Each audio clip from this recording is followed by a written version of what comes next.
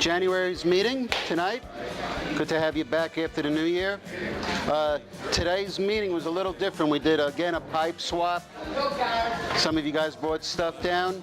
And also, tonight we're going to be doing Robbie. Robbie is going to be doing a talk on cleaning pipes and taking care of your pipes and some different methods he has here on the table. So, Robbie, give you over to the mic here. Clip it on? Yeah. Okay. First we'll talk about pipe cleaners, which everybody knows what a pipe cleaner is. A lot of people, I think, don't even use them half the time. The pipes are so filthy that I've seen that and they're cheap and expensive too, so everybody should use them while you're smoking. If the pipe has a radical bend in it and you can't put it all the way through, once in a while you got to disassemble it and run the pipe cleaner through it. Another thing too is that a lot of them have a whole bunch of excess fuzz. So before you stick it in, kind of just get rid of some of the fuzz, because the worst thing is the tar, saliva plus the fuzz makes a real mess. It like coagulates and just, it's really bad, especially in the mortar section.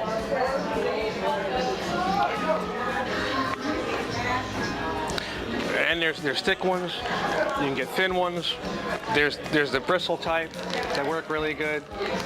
And every once in a while, use some kind of alcohol or pipe cleaning fluid. That makes a nice difference. Some guys use rum or scotch or some high alcohol. That also helps too.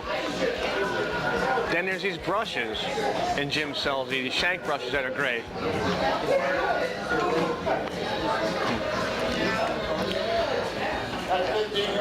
And then, sorry, Robert. It's okay, go ahead. One thing that I use a lot to clean, what's this area called? The mortise is a Q-tip. Absolutely, same thing. Because sometimes there's a really big mortise gap that you don't have that 32nd or 16th, so you get, even on Dunhills, big money pipes, is a huge mortise gap, and a lot of crap clogs up in there. So same thing. But then, instead of contaminating this and keep dipping into this, pour this into a shot glass or whatever, dip it in, and then swab that out. Because it becomes a really mess. And on the stems too, that saliva is really bad for ebonite. It turns them really bad. So, keep that wiped down. Don't let that get all, screwed up. And then, same thing, you can get stem polish. I think Jim sells a whole bunch of different stem polishes good. If it gets bad enough and it oxidizes real bad, then you gotta go to a pro and get it buffed out and taken care of.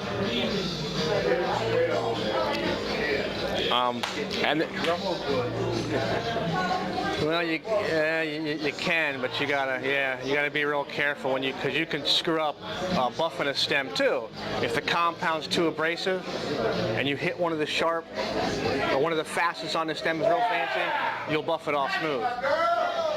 That's like buffing the wood too. If you buff the wood too much, there goes your nomenclature, it's gone, you'll buff it right out. And then, another thing about reaming a pipe, a lot of guys use, this goes way back to British Butner, but a lot of pipes are tapered, come down almost to a point, and this thing doesn't fit inside the chamber.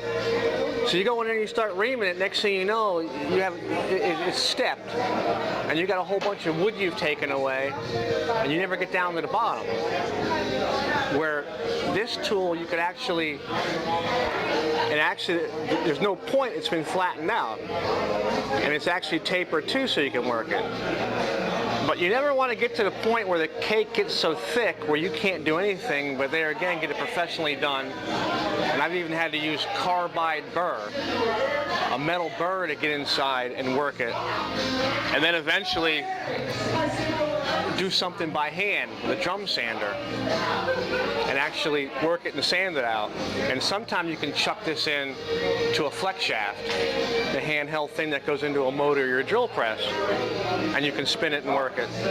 And then even the last thing is even by hand, taking some sandpaper with your finger and then work it. There's another one.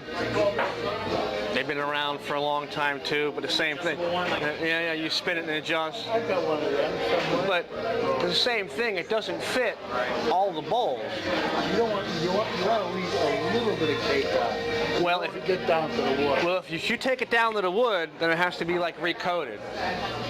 You got it, yeah. You have to actually recoat it. And I made a coating that works pretty good. And I always, when I do a bowl and clean it out, I always recoat it. Even on my new pipes, I'll put a coating on there too.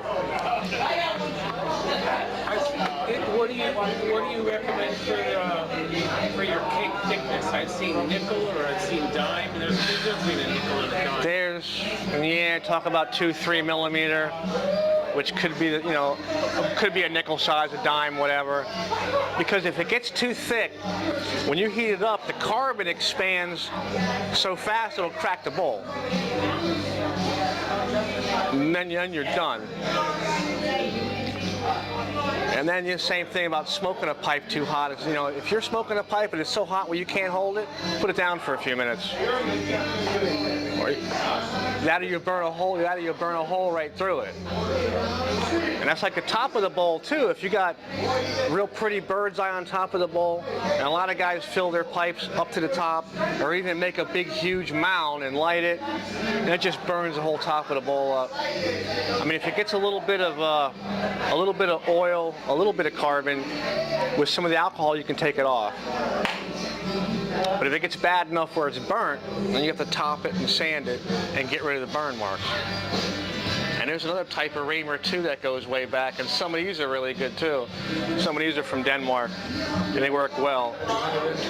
But it's the same thing, that it's flat on the bottom and it kind of tapers a little bit. So it doesn't fit all bowls. Usually when I